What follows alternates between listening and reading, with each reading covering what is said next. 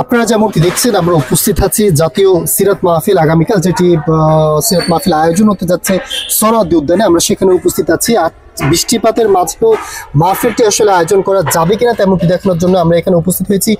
পুরো মাহফিলের অবস্থানটি জুড়ে পুরোটাকেই প্যান্ডেলে মুড়িয়ে দেওয়া হয়েছে এবং বৃষ্টিপাত সুরক্ষায় যেমনটি করা হয়েছে প্যান্ডেলের উপর অংশটিকে পানি রোধক করে তৈরি করা হয়েছে এবং উপরে পানি যাতে প্যান্ডেল স্টেজের মাহফিল অবস্থানে না আসতে পারে সে ব্যবস্থা করা হয়েছে এবং যারা যেখানে বসে মাহফিলটি উপভোগ করবেন সেই জায়গাটিতে কাদাযুক্ত হওয়াতে সেখানে বালু দিয়ে পানি শোষণের ব্যবস্থা করা হয়েছে এবং যাতে কাদায় সমস্যা না হয় বালু দেওয়ার পর এর উপরে প্যান্ডেল দিয়ে দেওয়া হবে। এবং আপনারা যেমনটি দেখছেন সরাসরি এখানে স্টেজ দেখা যাচ্ছে, মূলত এটি হচ্ছে স্পট বা মূল স্টেজ। এখান থেকেই মাহফিলের মূল কার্যক্রমটি পরিচালনা করা হবে।